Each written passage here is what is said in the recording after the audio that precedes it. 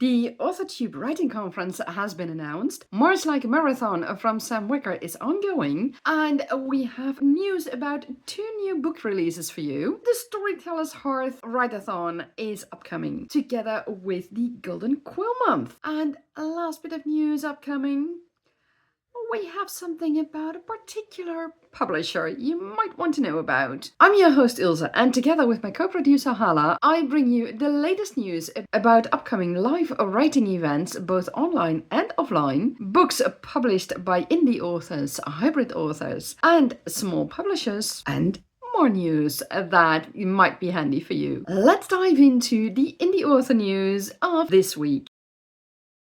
We have 4 writing events you can participate in that are either ongoing or upcoming in the future. The first one is Sam Wicker's March Like a Marathon, which is currently happening. It has 3 goals to choose from. And in Sam's spreadsheet, you can find a word tracker and a breakdown of all the daily goals you have to reach those goals by the end of the month. Now, if you are also curious about what you can achieve with a community in a word count, be sure to check out the word count form and submit it to Sam so that she can make a tally of it by the end of the event. All the links for this event are in the show notes below, so check them out. Storyteller's Hearth takes place in the last weekend of March, starting on Friday, March 27th and going on until Sunday, March 29th. There are several 3-hour writing sessions with a variety of authors, so be sure to check them out. The link to the schedule and their channel is in the show notes. Keep in mind that here in Europe, during the last weekend of March, our clock goes forward an hour, so the times may vary a little bit.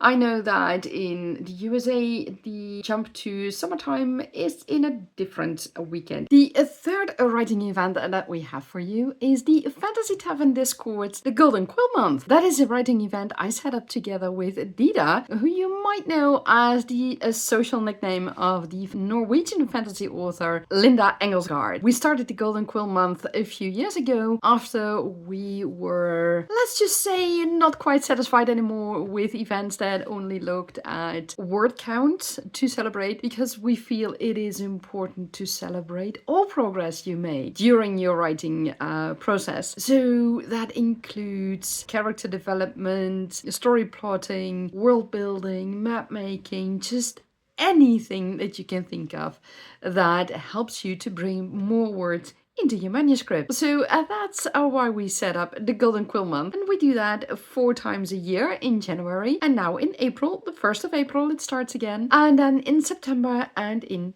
November. So feel free to join us. We run the event through Discord, and during the months that we do the Golden Quill Month, we also do live streams, especially for the Golden Quill Month. So feel free to join us in the Discord and in the chats during the live stream, and in the comments when we do those live streams afterwards. And last but not least, we have the Authortube Writing Conference 2026. That is on Sunday, November the 7th this year. Earlier years, it was a multi-day conference, and this year they changed it to a 1-day conference. So there's a lot packed into that conference. Be sure to check it out. And not only will you be able to participate in this conference in November, but you can also check out the previous conferences on YouTube. The links are in the show notes below, so be sure to check them out, because this conference is all about writing, publishing, and loads what goes into that. So it's priceless information for you.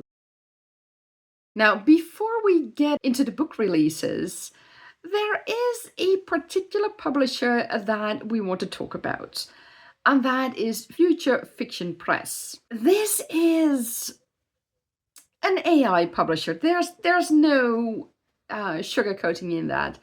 They are an AI publisher.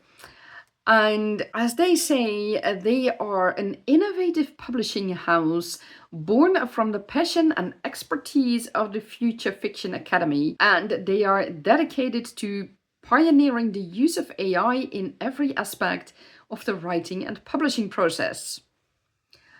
Well, I don't know how you feel about that, but Their mission, according to them, is simple: to produce the high quality fiction that resonates with readers while proving that AI can revolutionize the publishing industry. A lot has been said about generative AI because that is what we are talking about here. And I expect that a lot more will be said about it as well in the future. Brandon Sanderson has written a complete essay about it and has also made a video about it if you want to check that out. And I couldn't agree with him more than, yeah, that's it. I mean, it's spot on, I think. This is something, books written by AI and a publishing house that solely focuses on generative AI books, that's something you have to make your decision about yourself. Is it a publisher that you want to deal with? Are those books you want to buy? Are those authors you want to support? We here at the Indie Author News Show can't make that decision for you.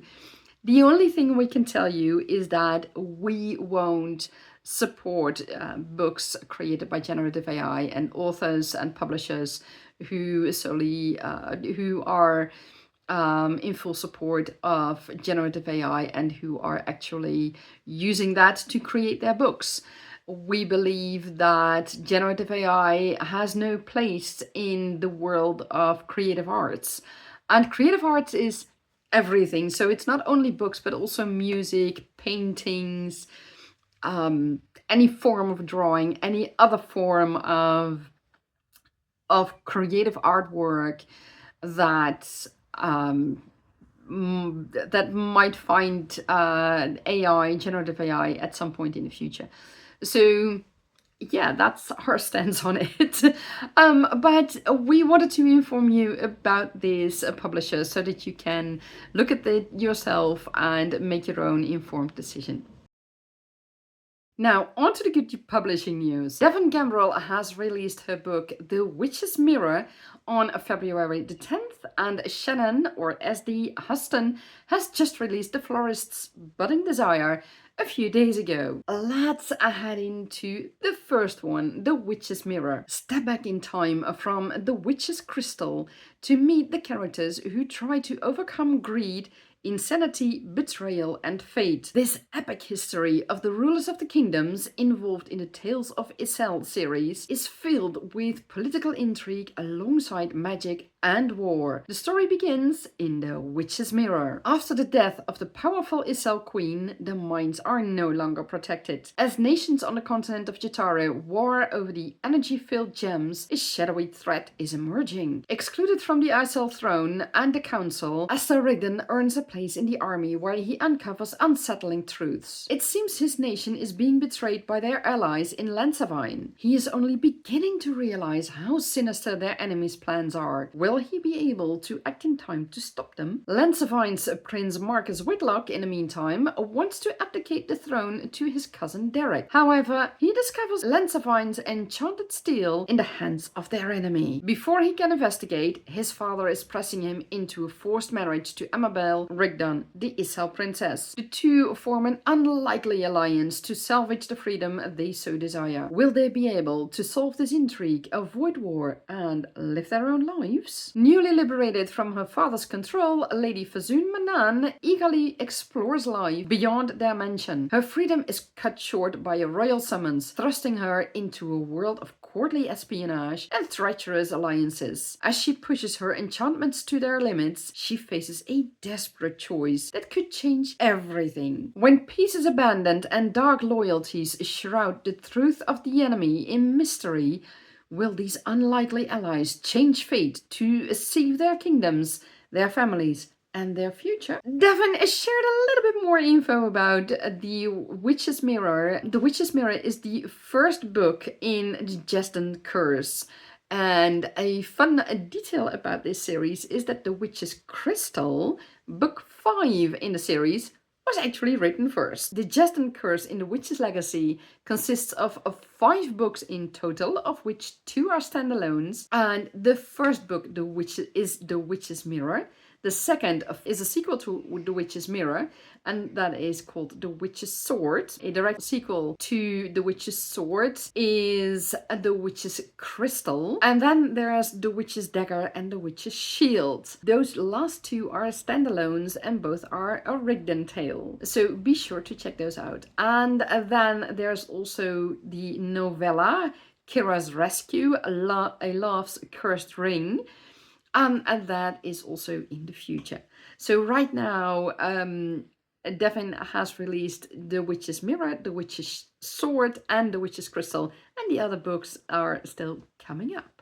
So be sure to check out her sites with all the information below. And before I forget, Devon also shared a little bit about her writing process, about her publishing process, I should say.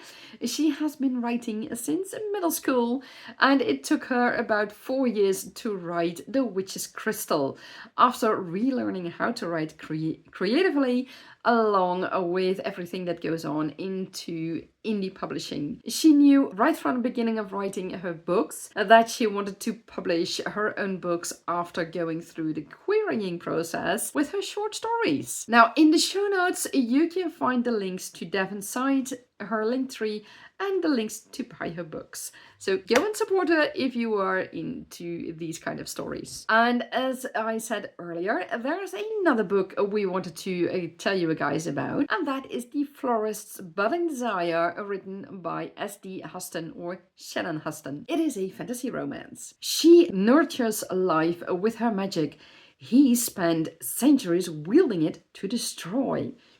When their roots entwine, can love bloom between opposites? Zalora dreams of uniting her town with a towering garden centerpiece for the Bloomday Festival. But when her manipulative ex tries to sabotage her plans, the warm-hearted Wood Fae finds unexpected help in Dian, a brooding Earth Fae warrior with a dangerous past and a terrifyingly potent magic. Dian is no stranger to violence, fleeing war-torn lands and haunted by the title Bane of Petraset. He seeks peace in Zalora's tranquil flower shop, where life blooms from her fingertips, and her presence stirs something long buried within him. But peace is fragile, and whispers of his past begin to unravel everything he's built. As Zalora guards her heart and Dian battles guilt and fear, the two must confront the scars they carry and the power of the connection growing between them. Will they risk their fragile bond, or will the weight of their histories